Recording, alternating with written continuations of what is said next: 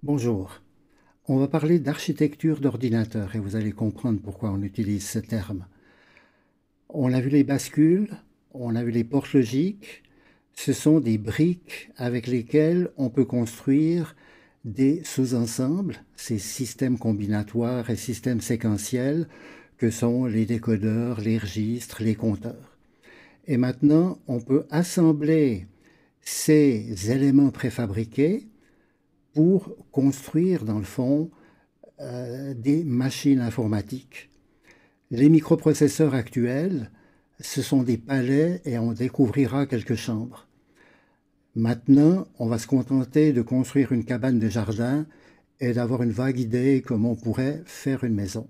Donc on va parler d'une machine simplifiée qui nous aidera à comprendre l'architecture des ordinateurs et on pourra un petit peu évoquer les langages qui sont utilisés pour programmer en particulier les microcontrôleurs qui nous intéressent. Alors notre machine simplifiée, elle va calculer la suite de Fibonacci. Alors la suite de Fibonacci, chaque élément est la somme des deux éléments précédents. On part avec 0, 1, on les additionne, le total vaut 1, on reprend ces deux éléments, le total vaut 2, 1 plus 2 ça va faire 3, 2 plus 3 ça va faire 5, 3 plus 5 ça fait 8, 13, 21, 34. C'est une série que les vrais architectes connaissent puisqu'elle conduit au nombre d'or. Bien, on ne va pas travailler en décimal, on va travailler en binaire naturellement. Donc on part avec la combinaison 0, 0, 0 qui représente 0, c'est limité à 5 bits. Le 1, ensuite 0 plus 1 ça va faire 1, 1 plus 1 ça va faire 10, on est en binaire, hein.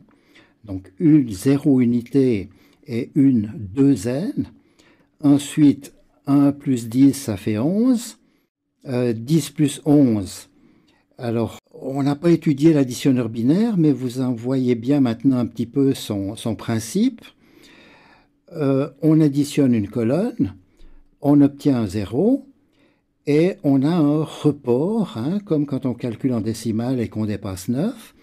Ce report va être additionné, on aura 1 plus 0 plus 1, ça va nous refaire un 0. On a de nouveau un report, 1 plus 0, 1, ça va faire un 0. Et 1, et ça c'est bien le codage que vous devez reconnaître du 8, puisqu'on a les poids binaires 1, 2, 4, 8, 16, comme vous l'avez vu la dernière fois. Là, si on veut parler de système logique maintenant, qu'est-ce qu'on a fait? On a dû additionner deux nombres, on a obtenu un résultat, on a fait la même chose pour les chiffres suivants,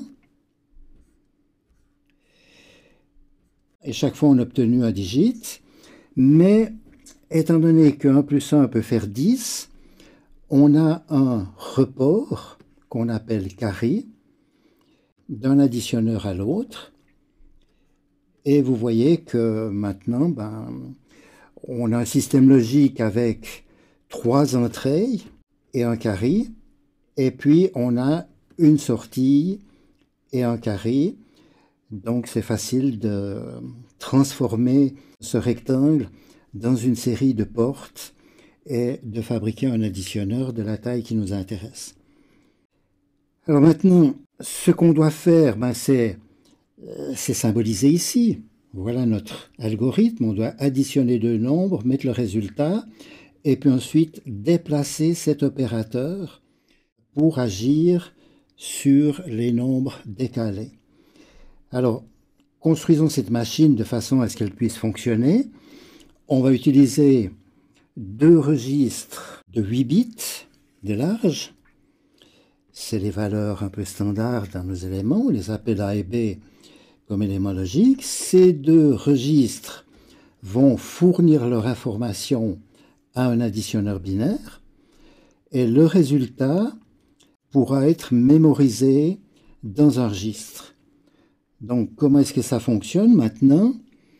On est parti avec un 0 partout dans A, on est parti avec 1 dans B.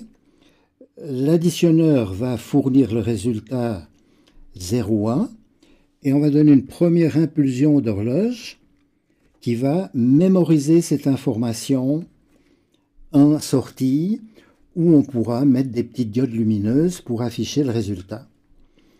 Et maintenant, il faut passer au cycle suivant. Donc, ce qu'on a fait maintenant, c'est de dire C est égal à A plus B. Il faut transporter B dans A. Et il faut transporter C dans B. Et là, si vous remarquez le câblage, ça peut se faire simultanément au niveau de cette machine. Et puis ensuite, on va recommencer et on obtiendra les valeurs successives, dans le fond, de cette série, jusqu'à ce qu'il y ait un débordement de capacité, puisqu'ici, le maximum est de 256. Et je vous ai parlé du carry. Cet additionneur 8 bits vous fournit un carry. Si jamais vous vouliez additionner 16 bits, il suffirait de rajouter un module. Ce carry, eh bien, on peut très bien l'utiliser pour stopper la petite machine séquentielle qui va générer les horloges alternativement. Alors maintenant, évidemment, on pourrait dire, voilà, je vais construire une autre machine pour faire les multiples de 2, je vais construire une autre machine.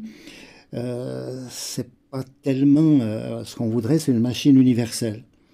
Alors cette machine universelle, qu'est-ce qu'elle doit contenir? Elle doit contenir ces registres avec lesquels on va travailler. Elle doit contenir un additionneur, mais il y a des fois où on voudra soustraire, il y a des fois où on voudra faire des opérations logiques entre ces nombres. Donc c'est ce qu'on appelle une unité arithmétique et logique, ALU, Arithmetic Logic Unit en anglais. Et maintenant on doit pouvoir, typiquement pour notre algorithme, maintenant on doit pouvoir additionner A et B et renvoyer le résultat dans C. Donc ça va se faire au moyen d'un bus qui permet d'interconnecter n'importe quelle unité à n'importe quelle autre.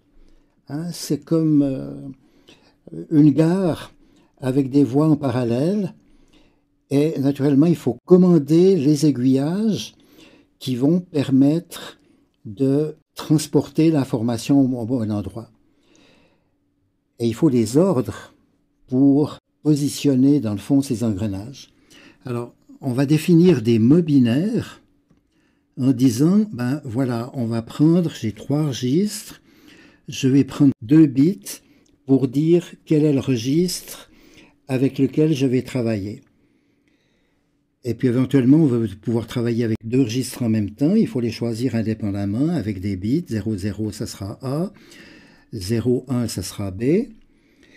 Et puis maintenant, on va pouvoir dire, en rajoutant des bits qu'on veut additionner, etc. Toutes les opérations que l'on veut commander, eh bien, on va les transmettre à un décodeur qui va positionner les aiguillages et on va donner un ou plusieurs coups d'horloge pour que la séquence d'opérations s'effectue.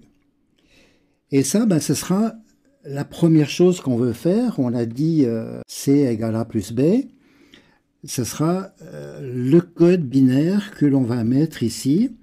Et puis ensuite, la chose suivante, ça sera de faire un transfert dans une deuxième position mémoire, mais ça pourrait être une bande de papier qu'on déroule. Historiquement, on a commencé comme ça, etc. Vous voyez, on est en train de construire une séquence de mots binaires qui vont faire évoluer la machine de façon à obtenir le résultat qui nous intéresse.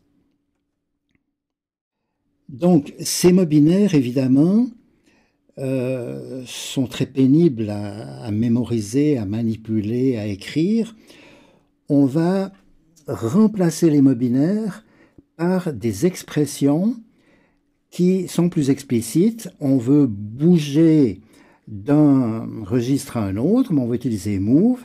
Quelle était la première opération dans notre algorithme de Fibonacci? C'était de mettre 0 d'un A, c'était de mettre 1 d'un B. Eh bien, ça nous coûte 2 instructions élémentaires qui seront codées en binaire, mais si on les écrit d'une façon explicite, on peut facilement imaginer un programme qui va faire une petite analyse syntaxique et créer les bits A, eh bien on avait vu que c'était 0, 0 à 2 endroits, etc. Alors maintenant, on doit faire l'addition ABC. AB va sur C. Donc voilà, c'est tout à fait compréhensible. On doit afficher C. Et puis ensuite, on doit déplacer B dans A, C dans B et recommencer. Donc voilà des instructions qui sont exactement les instructions binaires que l'on met en mémoire, mais on les a écrites de façon lisible. Chaque ligne correspond à un mot binaire et c'est le langage d'assemblage, puisqu'on va assembler des bits dans le fond en fonction des instructions, et on dit plutôt l'assembleur. Alors ce qui nous manque maintenant, c'est de pouvoir communiquer, et plutôt que de mettre des petites LED, on va mettre quelque chose qui viendra assez compliqué pour pouvoir entrer et sortir de l'information dans des formats extrêmement variés. Et c'est ce qu'on étudiera par la suite. Et maintenant, ce qu'il nous faut, c'est pouvoir charger le programme. Et pour ça, il faut une communication vers l'extérieur. Et tout naturellement, on va mettre une communication série. Et il nous faut un petit programme parallèle qu'on mettra dans une mémoire indestructible, une mémoire morte, comme on dit, qui va être attentif, qui va gérer ces opérations de remplissage de la mémoire en fonction d'un séquenceur qui, évidemment, est un élément relativement complexe.